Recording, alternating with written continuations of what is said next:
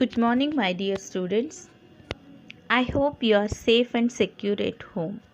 Stay home, stay safe. Welcome back to our Geography online class. Dear children, 1 to 5 lessons revision completed. Now, let us once again revise 10th lesson. 10th lesson, food security. In the pre-independent India, famine situation of extreme scarcity of food were a common cause of large-scale starvation deaths. The Bengal famine in 1943 to 45, for example, took about 3 to 5 million people's lives in and around Bengal, Assam and Odisha. So, food security, before we are going to the topic, earlier before we got independence in 1943 to 45, we have faced so many food problems like famine, drought existing in our country. Why do we have during 1943 to 45 famines, drought, all these things? What is the meaning of famine? What do the meaning of word drought? Famine means when we get it for a long period of time, like 5 years, 10 years, when we fail the crops to get or fulfill the needs to eat our daily needs, especially the food of rice, wheat. This is called famine. Where it is the larger scale, it is famine. Where it is the smaller scale, where it is seasonal crops fail, it is called drought. Factors have contributed to the increase in the growth of paddy and wheat yield over a long period. The factors like regular monsoons, support from government in the form of offering high minimum support price to paddy and wheat, effective implementation of watershed development programs, providing subsidies, inputs to farmers like fertilizers, seeds, etc., have contributed to the high growth of paddy and wheat. We have an example here, 1943 to 45. We look at the image here. We can get the clarity. Photographs from Life magazine. Children trying to collect grain from goods train. Women sweeping grain fallen on the ground. In Bengal, 1943 to 45, nearly 3 to 5 million people died lack of food. Why do we get this kind of situation for us? 3 to 5 million people have passed away without having proper food. We have an example given for us in the image that could see the people, they are searching grains, picking up the grains, they eating the snakes and other animals, whatever getting on the road. Earlier they were rich farmers, they work in the lands, but later the situation made them to famine. The hunger strife in 1943 to 45 led. What would be the factors this situation? First one, we have the rule of Britishers in the time. We don't have democratic setup, our own rulers. Second one, Britishers was very much interested. They carried the raw material. This lesson, the first section will focus on the issue of overall food security. The issue of production and availability of food for the country as whole. Food security means the issue of production and availability of food. The second section would discuss the access people have. Means how does one ensure that the available food reaches people. So first section, food security. Food security means production and availability of food for the country. Next section, access people have. So that is available food reaches people. Finally, we discuss in this session nutritious levels among the families. Food security of the country, increasing food grains production. Graph 1 shows production of select food grains in million tons. Years 1970 to 71 to 2010 to 11. Blue color shows paddy and brown color shows wheat. Green color shows jowar and remaining color oil seeds. The food production has grown over the period 1970 to 71 to 2010 to 11. Paddy production increased from about 40 million tons in 1970 to 71 to about 96 million tons in 2010 to 11. Another important food crop that witnessed rapid increase in production during this 40-year period was wheat. Wheat grain production also increasing 2017 70 to 71 to 2010 to 11. Compared to the paddy and wheat, the production of jowar, green color, the production of jowar did not increase during 1970 to 2011. This could be due to Green Revolution. Graph 2 shows us yield of select food grains in kilograms per hectare. Two crops, jowar and oil seeds. Two crops, jowar and oil seeds, always had low yield when compared with the paddy and wheat.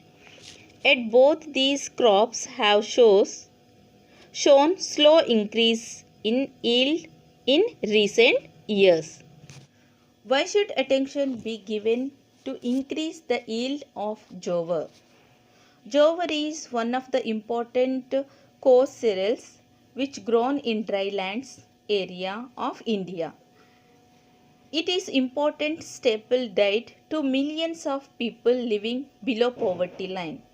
Moreover, as it is more nutritious, urban people are also preferring to have this food in their diet. But the production is not able to meet the required demand. So, proper attention should be given to increase the yield of jowar in India. What factors have contributed to the increase in the growth of paddy and wheat yield over a long period? The factors like regular monsoons, support from government in the form of offering high minimum support price to paddy and wheat, effective implementation of watershed development programs, providing subsidies, inputs to farmers like fertilizers, seeds, etc. have contributed to the high growth of paddy and wheat. Next topic, availability of food grains. The first requirement of a country is to able to produce food grains for the whole of its population. How do we measure whether there is enough food for all or not? Whether this food reaches families or not would be examined later. We are at first estimate what is available. This means that per person or per capita availability of food grains in the country should be sufficient and also increasing over the years. There is a difference between production and availability of food grains. This is estimated as availability of food grains for the year, availability of food grains per person per day. First, availability of food grains for the year. Production of food grains during the year plus net imports minus change in stock with the government. So, production of food grains during the year includes production minus seeds, feed and wastage plus imports. Imports means import minus exports. Next, minus change in stock with the government. Change in stock with the government means closing stock at the year end minus opening stock at the beginning. Next one, availability of food grains per person per day. Availability of food grains for the year divided by population by 365 days. So, how do we estimate availability of food grains for the year? Production of food grains during the year plus net imports minus change in stock with the government. How do we estimate availability of food grains per person per day? Availability of food grains for the year, whole the year divided by total population by 365 days. Next topic, availability of other food items. It is said that there is a change in consumption pattern with people demanding more fruits, vegetables, milk, meat, poultry and fisheries. This is a good sign for the consumer as well as producer. Consumer need a diverse food basket and a balanced diet. Farmers producing food grains can go for crop diversification in order to increase their income. So, Indian basic food basket consists of fine cereals like rice, wheat like jowar, ragi, bajra, etc. But with the recent change in settlement pattern is leading to change in consumption pattern where people demanding for diversification. Diversified food products like milk, egg, poultry, fisheries, fruits, etc.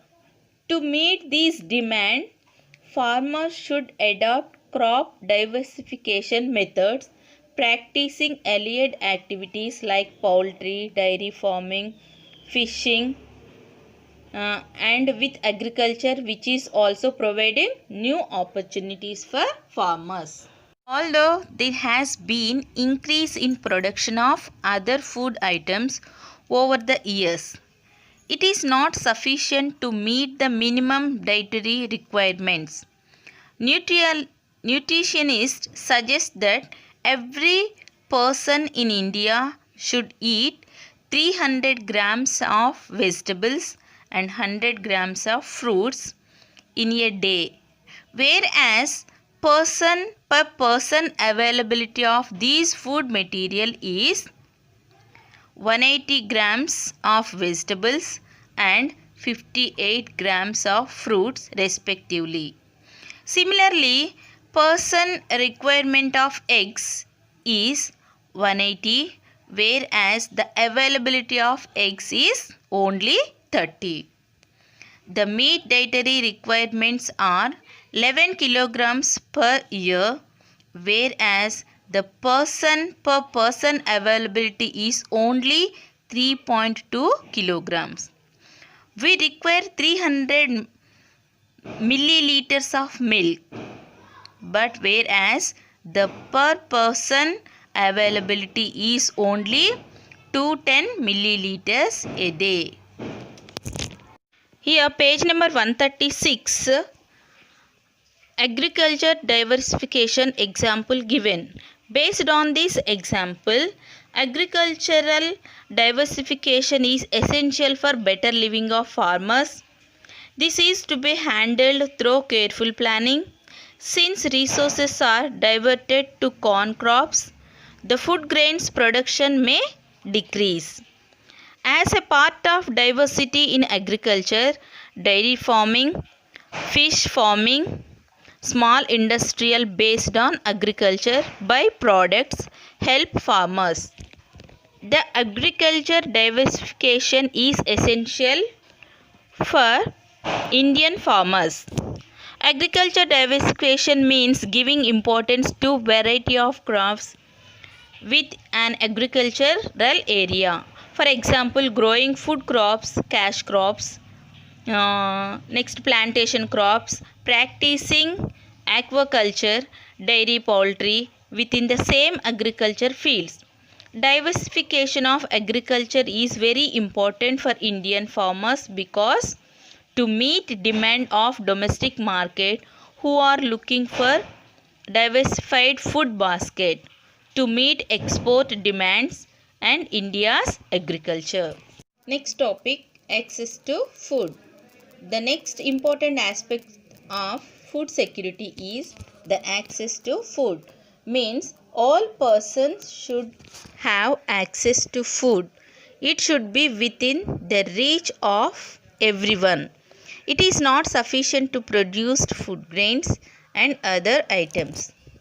Everyone should be able to buy them for consumption.